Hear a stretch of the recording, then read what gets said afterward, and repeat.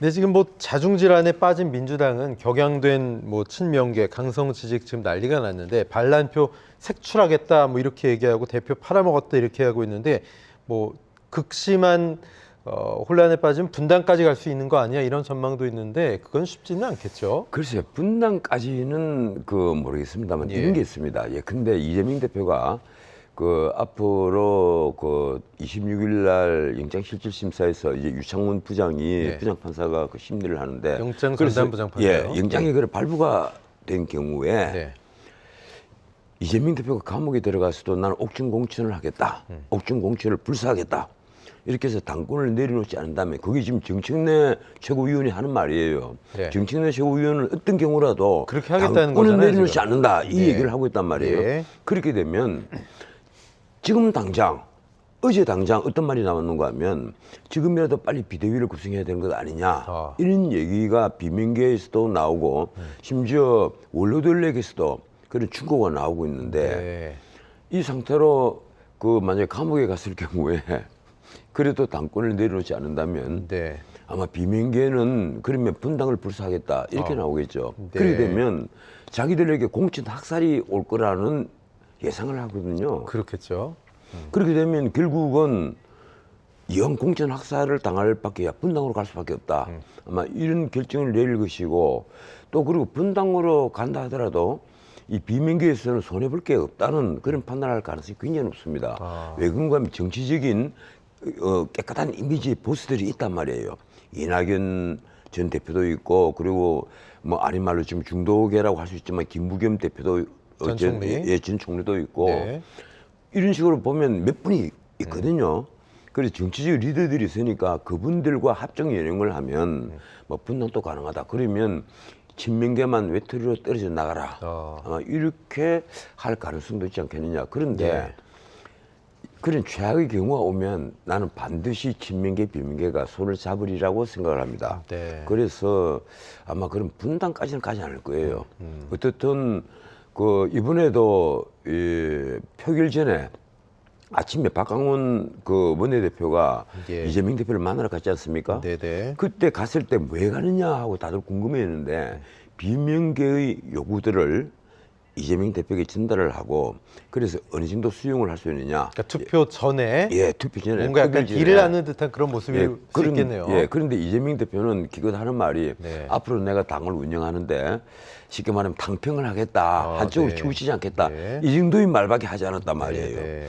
근데 뭐 공천위를 구성하는데 뭐 3대 3으로 공정하게 해서 공천위를 구성하겠다라든가 어떤 이런 확실한 매듭을 지어줬으면 또 분위기가 바뀌었을 가능성이 있습니다. 그런데 제가 알기로는 제가 지금 들은 첩보로는 그래요. 그래서 박강원 대표는 그래서 손만 잡고 있다가 결국 그 말만 듣고 나왔고 그 말을 그 전에 들은 비명계 이 보스들은 그러면 어찌할 수 없다. 우리 다 뜻대로 하자. 제 뜻대로 하자. 그래서 결과 이렇게 나왔다. 이렇게 해서 결과가 의외로 이제 무너진 것이다. 근데 어쨌든 뭐 박광원 원내대표도 그렇고 원내 지도부는 총사퇴를 했는데 뭐 정청래 최고위원은 소위 친명계 좌장인데 절대 놓지 않겠다. 옥중 공천까지 간다. 구속된다면 당대표직은 유지는 뭐 할 수는 있는 거죠? 할 수 있는 거죠. 그런데 지금 문제는 과연 그런 식의 이 고집이 이 전통적인 야당, 이 민주계 야당, 이 야당에게 어떤 친명상이 될 것인가? 저는 솔직히 말해서요.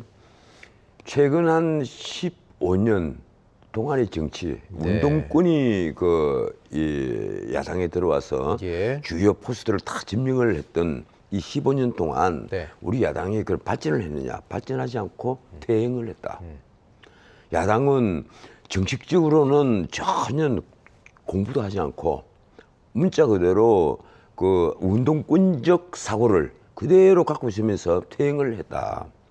그 퇴행을 한 증거가 바로 문재인 정부입니다.